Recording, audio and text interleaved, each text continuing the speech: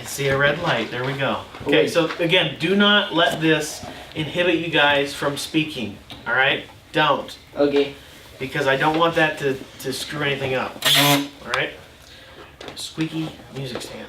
So, anyway, so today, guys, we're going to be talking about glory. Okay? John, stop. Right now. I can see it on your face. Quit it. All right, so we're going to be talking about glory. So can anybody tell me what glory is? Fame. Huh? Fame. Fame? Okay. That's true. Anybody else? Recognition. Huh? Recognition? Yeah. That's true. You have an answer? No. No? Okay. But glory, we're going to be talking about how we want glory and how we shouldn't give ourselves glory, but we should give God the glory. So, first of all, I want to tell you guys a story to start us off, okay? And so, the story is about a guy named Gary. Does anybody know a guy named Gary? It's a common name. Yeah. Yeah, I know a guy named Gary. You do? I knew a guy. I probably. You did know a Yeah, I guy? did know a guy. What happened to him? No, he got moved down to South Carolina Okay. with the Gary mafia. Define moved South With the Carolina. mafia, right? Okay. So anyway, there's this guy named Gary. He's around your guys' age, maybe a little bit older than you. And Gary was pretty good at basketball. Okay? And for those of you who like basketball, that's something you can relate with all the more. But Gary hadn't been coached too well in basketball, right? So he had this kind of like this raw talent where he was good, but he hadn't learned the real basics of basketball so he could get better, right? And so he got into this organized basketball at the Y, right? You guys know what the Y is, right? Yeah. YMCA. Okay. Yeah. And so you play Y ball. Any of you play Y ball? Okay. I played Y ball. I was a senior in high school. We won one game. Yeah, there we go. Thank you. So anyway, Gary got into organized basketball, had this real talent for basketball, but before this he only played like at the park and only played really shooting around and doing that. But his coach taught him all the important basic skills of basketball. Taught him more and more of how to dribble well, how to pass well, and to really hone in on those skills to make him really good. So after this Y ball season, Gary decided he was going to try out for the high school basketball team the next year. He was going to be a freshman in high school, and he wanted to try out for the basketball team. And so, but a little before this, he'd really started to get involved in his church during the summer. And so, before this time where he was about to try out for the basketball team, he really got involved in church, and he ended up and gave his life to Christ. He said, I'm going to be a follower of Jesus. He got baptized. He said, I'm going to do this. And then one night, before he went to sleep, he got on his knees and he started to pray, and he said, Lord, I know you've given me the ability to play basketball. I know you've given me this ability, and I want to do this for you. I've realized that you've given me this gift, and that it's from you, and that I want to do this for you, and I love you, and I want you to be able to help me with this. So help me to make this team so that I can play basketball for your glory. And so Gary goes and he tries out for the basketball team over that next year, and he makes it. In fact, he didn't just make it; he was the best player on the team by far. He was head and shoulders above anybody else on the team. And so during this time, he started to do better and better each game. Now think about this: as a freshman in high school, okay, as a freshman. It's not like he was a senior, okay, now he's really starting to get good, now he's going to be the star of the team. No, he went from being a nobody playing Y-ball the year before to being a freshman and leading the team in scoring and rebounds and assists and every other stat. He was the best at all this stuff. And so his coaches helped him to get better and better and better. And the better he did, the more compliments he would get, the more popularity he had at school. And so people would say, man, you can really shoot, man, you can really pass, you're good at this. This is exactly what you've been called to do. And you know, you might be the best player to come through our high school. And really, that's saying a lot when you're a freshman. Okay, some of you guys aren't even freshmen yet. And to say that, it's like, you're the best, man. You might be the best to ever come. Think about how good you could be once you get to being a senior in high school. Like, you'll be really good. And Gary really got to thinking about that, and he thought, I should be proud of myself. I mean, after all, I'm the one who did all that work. I was the one who put the practice in, and I'm the one who tried out for the team, and I'm the one who made all the shots. I'm the one who got all the rebounds. I'm the one who's gonna win us a title, win us a championship this year. And the only way it's gonna happen is if I do it. This is Gary's attitude. Now thinking about that. Now, and you know what? Gary did. In amazement, he led his team all the way to the championship that year. But the championship game itself was a little bit of a different story. And Gary, like I said, that year had led the team in everything. Every stat in basketball he had led the team in. He was great at all of it. But here is exactly why they lost. Okay, think about this. 5 seconds left. They're down by 2. All right? All of you know that you need 1 basket, it's 2 points. Right? Just making sure, because some people don't. And so they need a 3 will win, a 2 will tie. And so, I mean, everybody in the place knows Gary's going to get the ball, right? I mean, he's the best player. He's been the best player all year. And so they get him the ball, and he has 3 guys guarding him. 3 guys are right on him. There's no way he's going to be able to get a good shot off. And as a result, because he had 3 guys on him, he had Ethan, one of his best friends from the team, one of the team's best 3-point shooters, wide open. But he wouldn't pass the ball. Okay, he had 3 guys on him, and instead he throws up this wild shot to win the game, or to tie the game, and he misses. Why? Because Gary wanted the glory. Gary wanted the praise of hitting the game winner, or the game tire. And so instead of giving up the shot, potentially winning the game for the team with a 3-pointer, from one of his best friends, Ethan, he threw up a wild shot, and they lost the game. But even after that, after the game, a reporter, because he was getting to be really famous as a freshman, and you're this good, and you get to a championship game and you lead your team all the way, then you're really beginning to turn some heads. And people are really like, okay, he could actually be really, really good, like as an NBA good. And so this reporter came up to him and said, Gary, did you know that you had Ethan Wade, who happens to be your best 3-point shooter on the team? Did you know that he was wide open on that last second shot? And you know what Gary said? He said, yeah, I did. I knew that. But, and this is exactly what he said. He said, yes, but in that situation, I felt I needed to take the shot. I feel like I'm the best player, so I should be shooting there. And so, I want you guys to think back to when I told you about Gary before he tried out for the team, and the Gary after he misses this game-tying shot. Misses it at the buzzer, and they lose the title. What's the difference between the Gary who, before he tried out for the team, and the Gary who missed that shot? One's humble, one's vain. One's humble, one's vain. Very true. Anybody else notice any differences?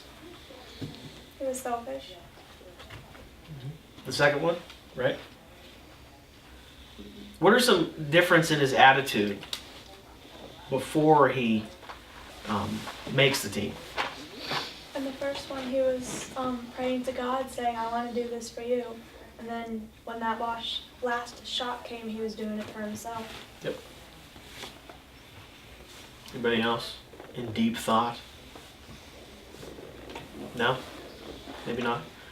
But I think it's pretty easy to see, right? I mean, before this, he's like, Lord, I'm going to give this all to you. I want you to be the center of this because I want to play basketball for you. At the end, well, I feel like I should have been the one shooting there. And he didn't even regret it. Didn't even regret that he wasn't the one to shoot that ball, even though they probably could have won. So guys, I want you to turn with me to 1 Corinthians 10. If you don't have a Bible, come grab one. 1 Corinthians 10, starting at verse 21. And because all of you will forget that by the time you sit down, it's 1 Corinthians 10, starting at verse 21. John conveniently walked right in front of the camera and stretched.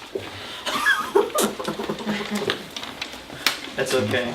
You can't put a camera right in front of us, tell us not to look. That's at okay. You should have put like one of those hidden cameras and put it like in the corner. I can't afford that. Get a GoPro. it. That'll fit. Put it in the corner. Wait, hold on. Strap it to one of your What heads. is it? First Corinthians? It's Psalms 91 verse 8. 1 Corinthians 10, No, it's starting Psalms. at verse 21. 1 Corinthians 10. I went to Chronicles. Yep. That's what I. 1 Corinthians is right before 2 Corinthians. Oh. Yep. That makes more sense. 1 Corinthians is right before. I thought it was after 0 the third. Corinthians. It's right after Romans. It'd be after 0 Corinthians. Do you think- And I thought it was after the third 74. What's that? Oh wow, dude, this is so confusing. I know. Did you all find it? No, I'm just at 1 Corinthians, not 2nd yet. What's the version page? 1 Corinthians chapter 27. 10, You have each. starting at verse 21. No, it's 27. 726. John, you would help Justin. Justin, it's in the New Testament. You're in Chronicles. Oh, okay. You're doing fine, man. Don't worry about it. Oh, okay. Good question. Like I said, it's right before 2 Corinthians. It's after Romans, actually. If that helps any. No, I thought it was Which is after Acts. I thought it was after -1. Oh. Found a 0, John. But you can't have nothing of nothing. Well, All right, if you're there, listen up, okay? There's no we can have 21 negative minutes. on that. You're probably in 2 Corinthians. That's Nope. Chronicles. Just you guys can share. That's okay. Just share. Okay. So 1 Corinthians 10, starting at verse 21. Now, guys, there's some complicated stuff in this passage, so I want you to make sure you listen, and then I'm going to explain it after we read it. Okay. So starting verse 21, it says this. This is the Apostle Paul, and he's writing this book, or actually it's a letter. He's writing it to this church in Corinth. So if you think of it this way: Rod writing a letter to the church in Canton. Okay, and you could call it Cantonians. That's pretty much what this is. And so this is Paul writing a letter to the Corinthians in the church in Corinth. All right. So verse 21, Paul says, "You cannot drink the cup of the Lord and the cup of demons too. You cannot have a part in both the Lord's table and the table of demons. Are we trying to arouse the Lord's jealousy? Are we stronger than He? I have the right to do anything, you say, but not everything is beneficial. I have the right to do anything, but not everything is constructive. No one should seek their own good, but the good of others. Eat anything sold in the meat market without raising questions of conscience, for the earth is the Lord's and everything in it. If an unbeliever invites you to a meal and you want to go, eat whatever is put before you without raising questions of conscience. But if someone says to you, 'This has been offered and sacrificed,' then do not eat it. Both for the sake of the one who told you and for the sake of conscience. I am referring to the other person's conscience, not yours. For why is my freedom being judged by another's conscience? If I take part in the meal with thankfulness, why am I denounced because of something I thank God for?" Now, this is the verse I want you guys to make sure you listen to the most.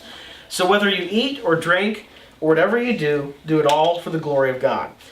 Do not cause anyone to stumble, whether Jews, Greeks, or the church of God, even as I try to please everyone in every way. For I am not seeking my own good, but the good of many, so that they may be saved." Okay? And so, I know you all are probably thinking, what in the world does that all mean? Perfectly understood that. If you have perfectly understood that, you're amazing. Because I'm pretty sure the first time I read that, I didn't understand it either. Okay, so what Paul is talking about here, I mean, what does all that meat market stuff mean, right? What is he talking about? Don't conscience and all this stuff? Well, let me try to explain a little bit of this background, all right? The place where Paul was writing to, like I said, was a church called Corinth. And so some of these Christians were worried that they were eating meat that was sacrificed, that had been sacrificed to an idol. Okay, so what would be the problem for that for a Christian? Yeah.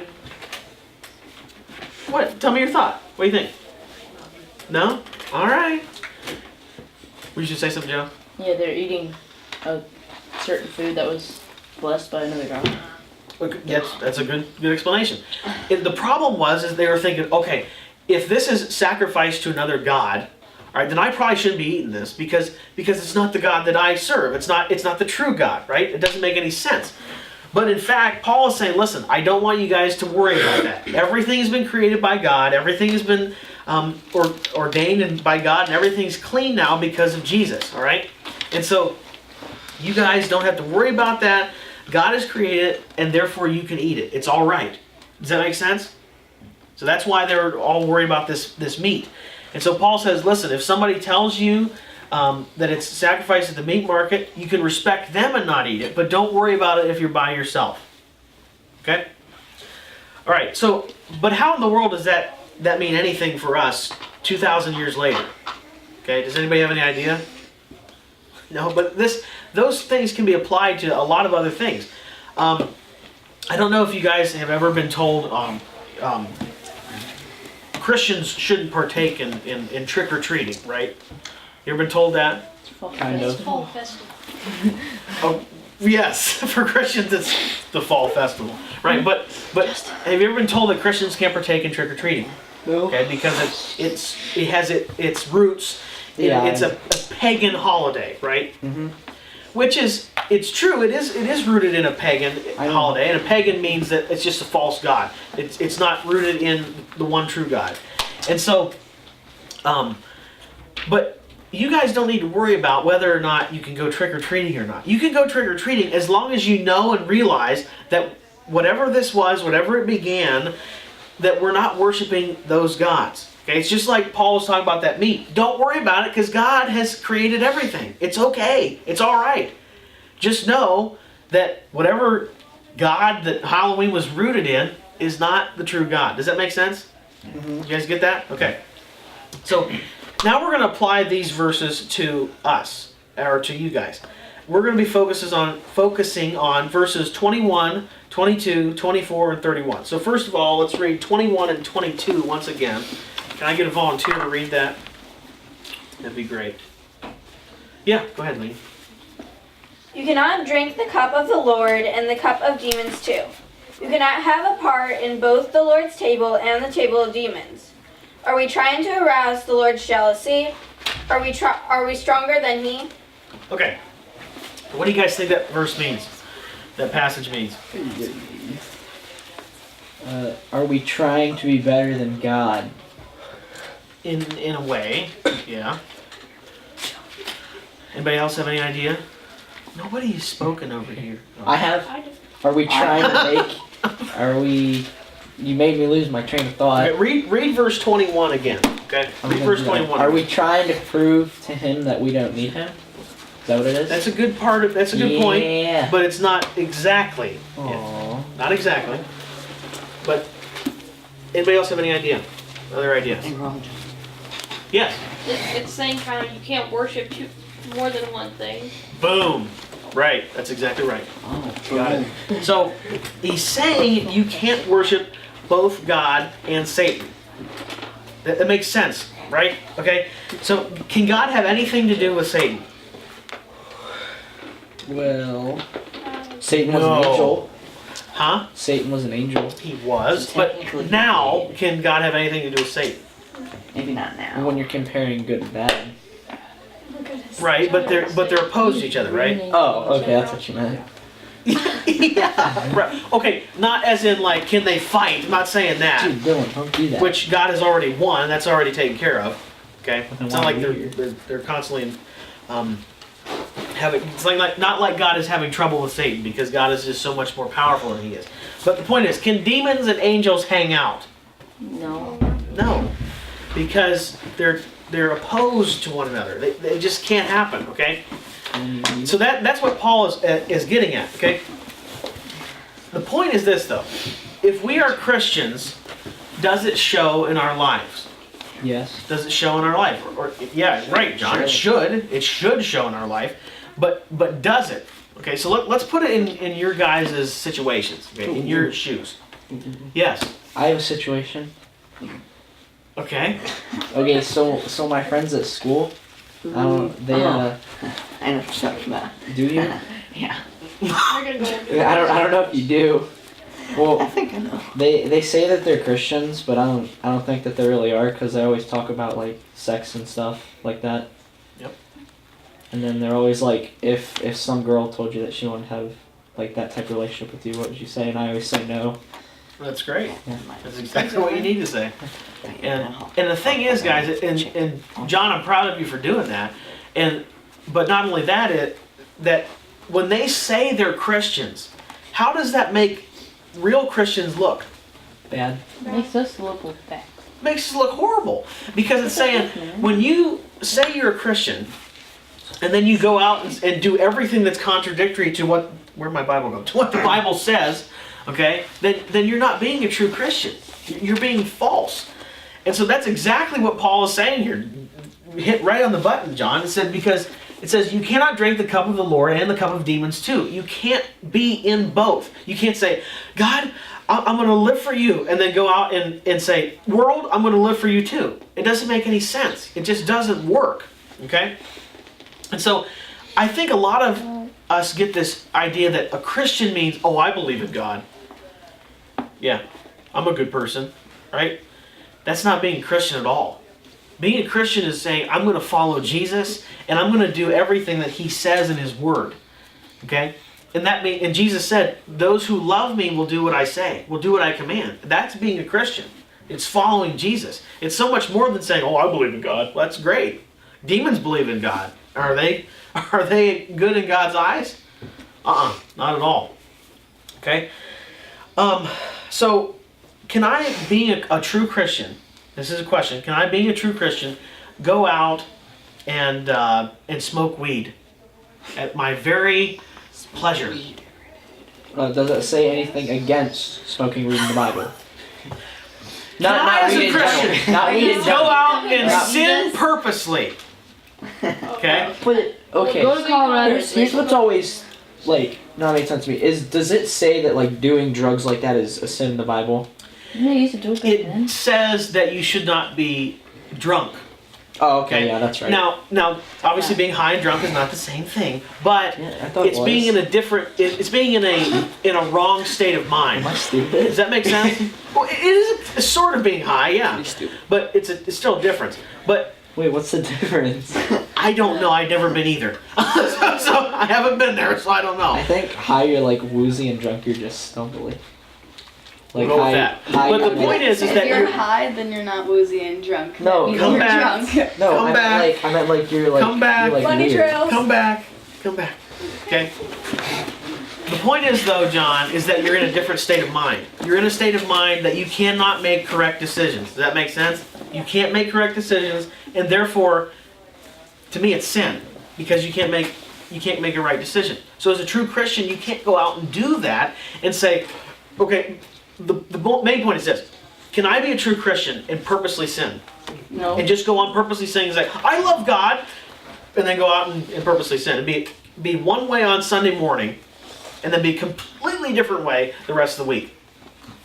Now, I can do it, but does it make me a true Christian? No, it just makes you. Not at all. Makes you fake. Rod's going to talk about being a hypocrite today. And Yay. somehow Rod and my lesson always goes along. I don't know how it works. but Hot beer. it's a God thing. But think of your own lives in this, guys, okay? Is this Jesus thing, this scripture, this Bible, is this Jesus thing really real as your actions show in your life? Is it paired, is it coupled with who you are as a person? I mean, think about this. Do you stand up for the kid that's always picked on? Do you sit with the kid that's always alone and has no friends at lunch? Do you stand up for what's right in general? Ask yourself the question. You don't have to answer that now. Don't have to answer that now.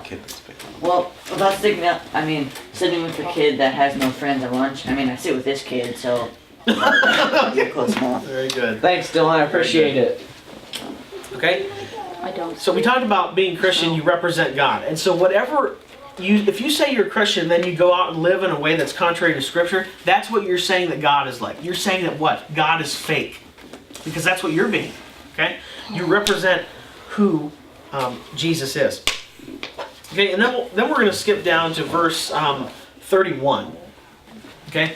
And so I'm going to read verse 31. And does anybody else want to read it? If they want to, they can. Tanya? The floor's all yours, Jack. No, I have a question. Yeah. This thing right here Justin is wants to talking about hair. Am I a disgrace because I have short hair? No, you are not. Yes. Okay. All right, hold on. Justin just Step away for a ruined second. it. Yeah. All right, read the verse. Read the verse. Read the verse. Let's get this out of the way. Justin wants to read it. I'll read it. Well, whatever you do, Wait. The verse I was talking, her verse. The verse she was concerned about. The hair one. Go ahead and read it. Just go ahead and read it. Every man who prays or prophecies with long hair dishonors his head, and every woman who prays or prophesies with no covering of hair on her head dishonors her head. She is just like one of them, shorn woman. If a woman has no covering, let her be from now on with short hair. But since it is a disgrace for women to have her hair shorn or shaved, she should grow it again. A man ought not to have long hair. Okay. First of all, are you a man? No. No. Okay. So you can have long hair, all right? And on the other side of this, okay, in Bible times, okay, for a woman to have short hair, it was a disgrace, okay, because your long hair was your glory as a woman, okay. In Bible times, if you let your hair down as a woman, you were basically saying that you were a prostitute, okay. That's what it meant. Now, in our society, in our world, Michaela has her hair down this morning. Do you guys think she's a prostitute? No. Did any one of you think that? Not at all. Did any one of you think that Josie or Lainey were a prostitute? No, not at all. So that would be an example of, in Bible times, yeah, that was a disgrace. But in our world today, is it a disgrace for a woman to have short hair? No. So that's an example of saying, okay, in Bible times, that's what it was like, right? In our time, no. In that example, that is where it was relevant just for that day, for that time. For today, that's not universally relevant. Does that make sense? Universally relevant means it's not relevant for us today. So no, you're not a disgrace, Natanya. You're fine with short hair, okay? Does that make sense? Yep. Okay. Now, back to verse 31. So go ahead, Justin. Well, I give whatever you do, whether you eat or drink, do it all for God's glory. Very good. Okay. So the Apostle Paul tells us to do what for God's glory? All. Everything. All of it. Everything for God's glory. And you guys know what that means? What does everything mean? It means everything. Okay? It means all of it. Now, I'm going to read a list to you guys, and this list could go on and on. Okay? And here is the things that you should be doing for God's glory. And then you can add to the list later. All right? Think about this. The movies you watch. Okay? The friends you hang out with and how you act with them. The music you listen to. The words you say. The way you treat your parents. The way you treat your elders. The people who are older than you. The way you treat your teachers. The books you read. The games you play. The things you post on social media. Twitter, Facebook, Instagram, Snapchat, MySpace. Wait, what? MySpace is a really old social media thing. The thing, think about this. The things that you look at on the internet. The things that you look at on social media. What you follow on social media. The things that you wear. The things that you eat. I need to work on that one. Okay? All of that needs to be for God's glory. Okay? Every single little decision that you do. Now, these are not limited to just the things I said. That list could go on and on and on. You could say all kinds of things. What needs to be for God's glory? Well, as Paul says, it's everything needs to be for God's glory. Does that make sense? Everything does. You know, so many of us think, guys, that worship means, oh, I go to church and I sing in a service on Sunday morning, right? So many of us think that that's what worship is. But worship, guys, worship is something where it can be an everyday thing lived out. it's an act of worship to do the right thing and make the right decisions for Christ. That's an act of worship. It's doing the right things for the Lord. Now, I can tell you all that in that list that I just that I just read to you, that I've messed up on those a few times.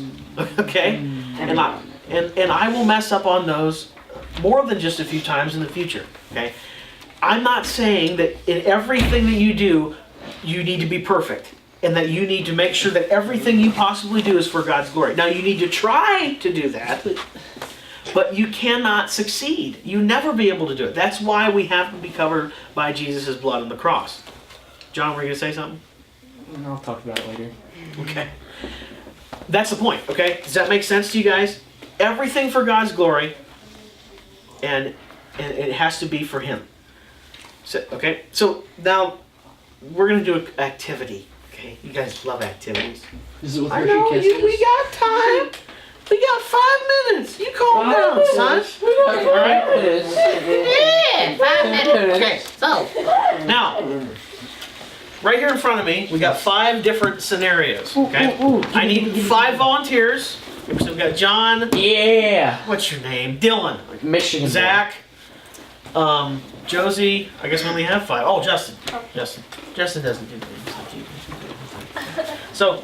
Can we close Now, our hold on. Bibles? Now, you guys, in these, yeah, you can close your Bibles. In these, you're going to be asked, okay?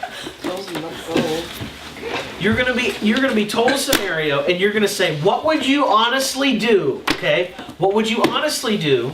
Answer that question, and then secondly, what should you do for God's glory? Okay?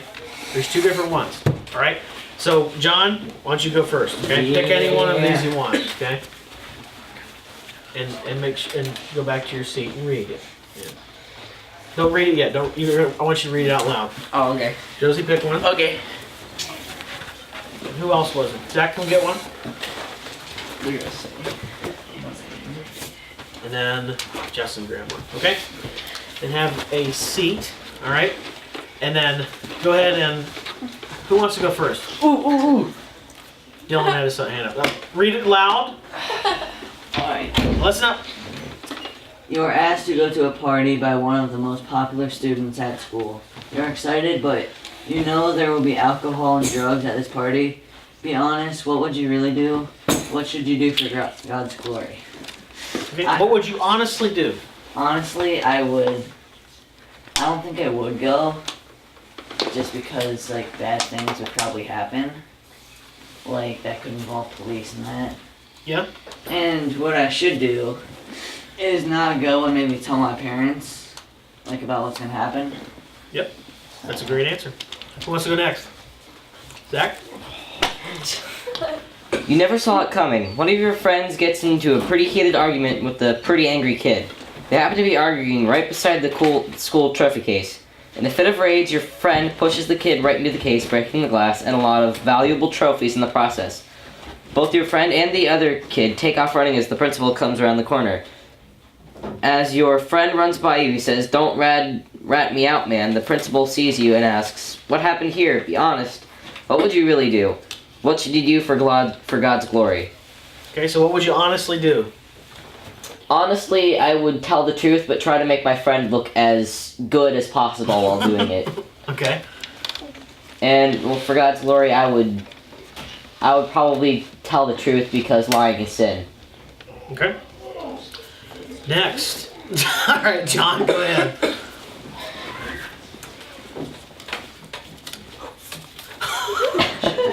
You get the best grades in school. Everyone is telling you how smart you are. Now, one of the kids who really struggles in math class offers to give you $50 to do his math homework. He really struggles in math and you feel bad. Be honest, what would you really do? That's a deal. Okay, this one's tough.